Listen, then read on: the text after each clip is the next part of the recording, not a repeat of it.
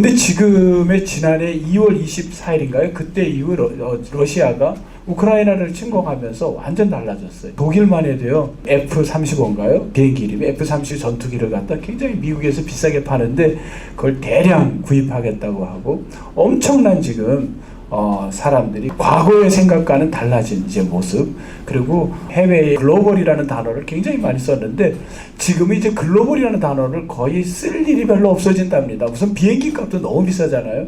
그러니까 뭐 굉장히 힘든 시대, 자국의 이득이 아니면 이제 생각할 수 없는 그런 시대에 이게 나라만 어떤 시대의 전환만 있는 게 아니라 결국은 예배 형태나 교회의 모습도, 그래서 최근에 뭐 우리 쓰는 말들 중에 우리 조성돈 교수님인가 어디에 글도 이렇게 적어보니까 무슨 얘기들을 많이 하냐면 플로팅 크리스찬이라는 단어도 썼더라고요. 많이들 플로팅. 예전에는 가나안이라는 들어봤지만 플로팅 크리스찬은 전 별로 써본 적이 없는, 처음 들어본 거예요.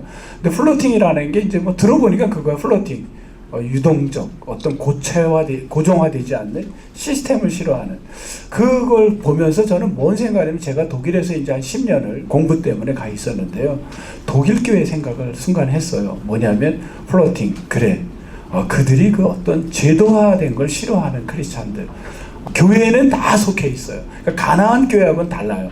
그들은 다 소속교회가 있습니다. 물론 국가교회적인 게 있으니까, 지금은 독일도 국가교회는 사실 아닙니다. 정확하게는.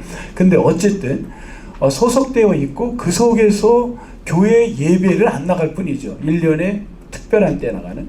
어찌 보면 지금의 우리나라의 이 모습이, 저는 유럽 교회가 이미 겪었던 전염병으로, 산업혁명으로 어려울 때, 그럼 그때 어떻게 대안을 가졌느냐, 그 대안을 가졌던 사람을 제가 오늘 잠시 소개를 합니다. 그가 누구냐면, 저는 비에른이라는 사람을 소개했던 겁니다. 비에른이 그 어려운 전염병과 산업혁명으로 노동력이 많이 어려워지고 하루 16시간을 근무하고, 이건 영국도 마찬가지였어요. 영국도 굉장히 어려움이 있었는데, 이럴 때에 그 아이들까지 9살 미만의 아이들이 노동력을 착취당하고, 그럴 때 그들이 했던 게 뭐였는가. 그때 저는 뭘 봤냐면, 그 가운데 인너러 미션이라는 내부 선교, 그 내부 선교에 대한 개념이 사실은 이게 굉장히 포괄적이에요. 굉장히 큽니다. 우선은 자신 안에 인너러의 미션도 있고, 조금 더 나가면 그것을 지역을 살리기, 요즘 뭐 여러 마을 목회든 다양한 쓴어가 있는데, 사실은 이것은 성서에서 나왔는데, 여기에 이제 조심해야 될 건 뭐냐면, 복지와 기독교 복지에, 저는 이제 디아코니아는 단어를 의도적으로 쓰겠습니다. 왜? 성경에 나온 단어니까.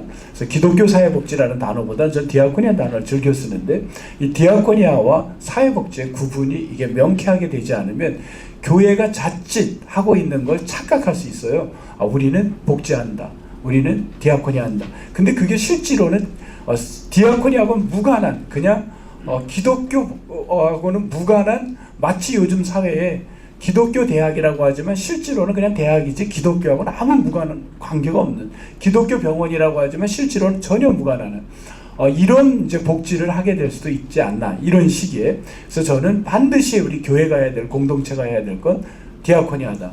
왜? 동기가 다르고요, 목적이 다르는 겁니다. 동기는 성경에서 시작된 거예요, 시작은. 그리고 목적은 하나님 나라 구원인 거예요.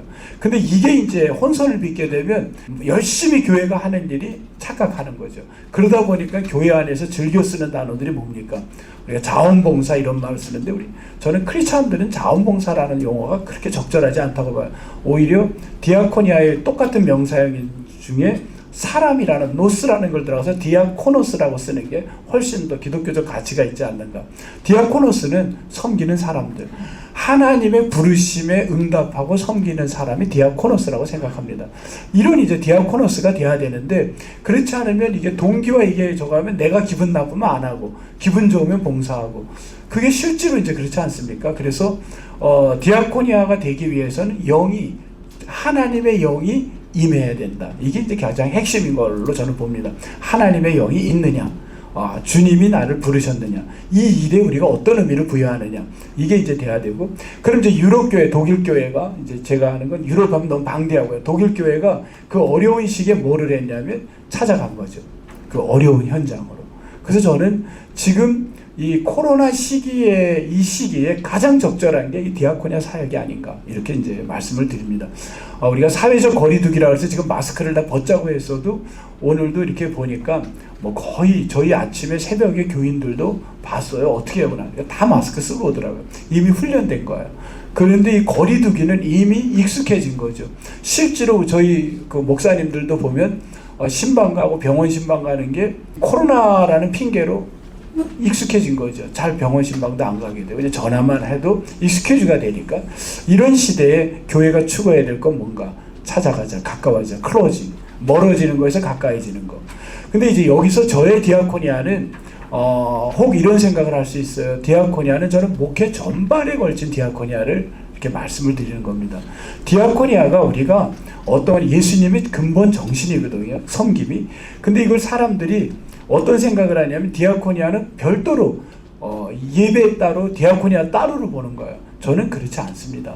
디아코니아가 예배 안에 들어가 있어야 되고 행정 안에 들어가 있어야 되고 신방 안에 들어가 있고 상담 안에 들어가 있고 모든 거에 예수님의 근본 정신은 분리될 수가 없는 거예요. 왜? 예수님은 말씀을 전할 때도 어떤 치유를 하실 때도 이 섬김의 정신이 깔려 있었거든요. 그래서 이 근간이 섬김의 정신으로 흘러가야 된다.